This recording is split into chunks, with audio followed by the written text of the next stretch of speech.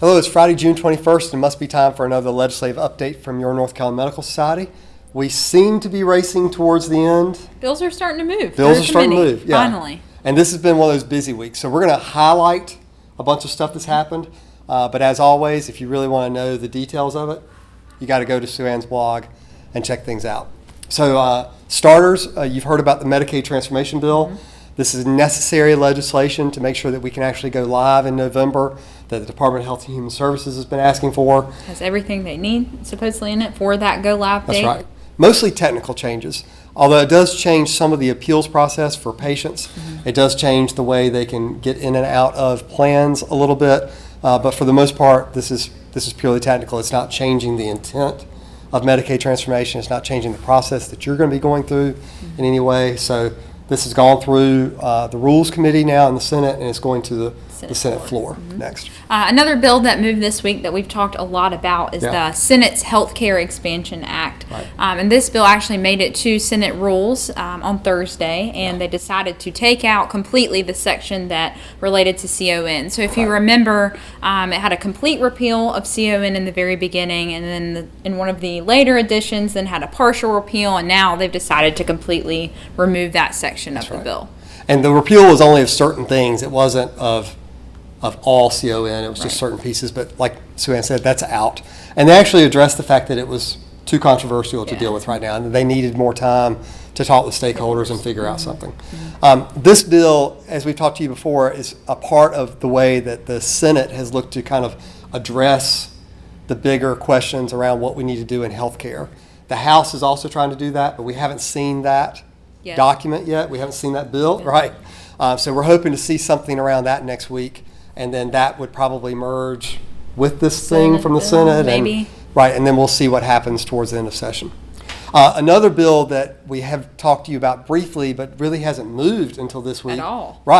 Was the Opioid Response Act. And this is kind of the third iteration by Senator Davis. So STOP Act, HOPE Act, and now Opioid Response Act. Right. Not a quick acronym on this one, but still looking to address the opioid crisis and what can the legislature do to continue to motivate physicians and other providers and other stakeholders to engage on this and make sure that we're doing good. And it's great that we've dropped the overall number of opioids being distributed by 14% just in the last 2 years. And that's something that we've talked to legislators about this week with this bill moving to try to educate them on the good work that you all are doing with these two bills that have already passed and the good that you're doing for your patients. That's right. Over 5 million hits on the controlled substance reporting system with 55,000 registrants on there. So, I mean, we're doing a lot of good there, and we think that we don't need a lot of new regulatory structure in order for you to continue to do the good job and the others that are working with patients to do the good job. We need more focus on treatment of the disease, and that's what this bill does. Yeah, and we've had a lot of legislators talk about that in committee with some other opioid-related bills and some discussion about treatment. That's right. And they're also very impressed with Project OBOT that we started to intentionally get you trained to take care of folks with opioid dependence, to connect them to the courts, to connect them to community resources, and to make a bigger impact from a private sector response rather than from a public sector response. So that whole bill transformed into something that we think is very positive overall, and we're looking forward to that gaining momentum and getting done. Yeah, hopefully we'll see that one move through next week. Yeah, I think so. Another bill that moved that we've talked a lot about is death by distribution. So the House version of that bill made it through Senate rules on Thursday, so we're likely to see that version go on the Senate floor. And a lot of questions back and forth between legislators about the differences in the House and the Senate version, but think that will ultimately go through is what it sounded like. That's right. And you'll remember this is one of those bills where we opposed it at first because it looked like it was going to be something that could have encompassed your regular daily activities with your patients.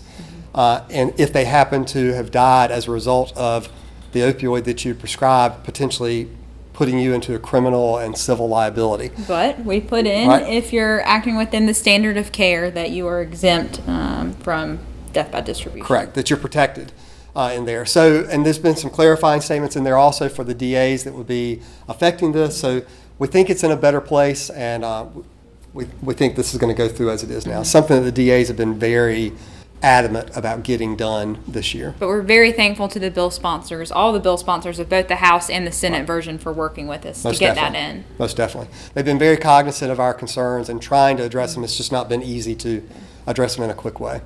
Another bill that we've been watching very closely because of concerns across the state is the Birth Center Licensure Act. It was expected to be heard in House Finance this week, and it didn't get heard. We still think that is something that is going to come up before the end of session. And it wasn't for any other reason, but another bill took a lot of time yeah. within that committee, so it wasn't withdrawn because of the content within the bill. That's right. That's right.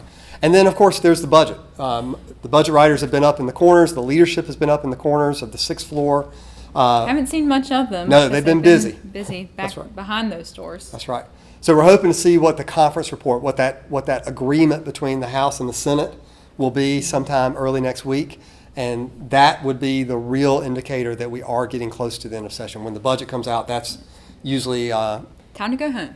Or at least very soon after. That's right. So we're looking forward to the release of the budget next week and to see if the things that we've prioritized throughout the budget actually made it in, and then to get an idea of whether we're going to be able to get these bills that we've described for you today, as well as the medical board bill and some other things that we think are very important, done before the end of this session.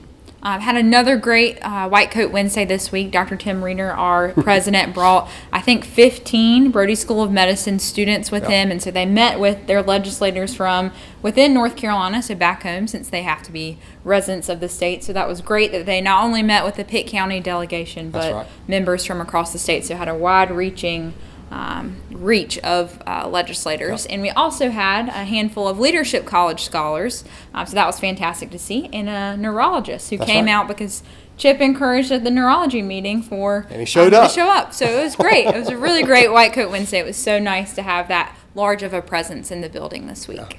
It's been really super to have you here every single week because it's as we've said so many times before, it helps to boost our voice on your behalf, but it also sets an expectation by legislators to look for you every Wednesday. And we just can't thank you enough for being willing to participate in this.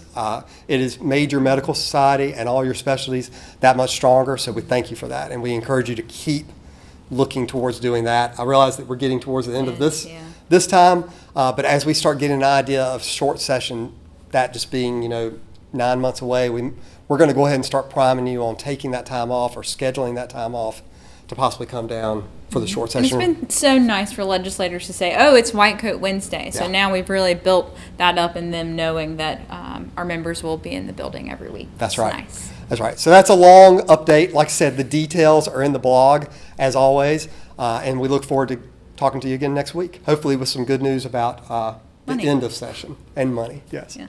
Have a good one.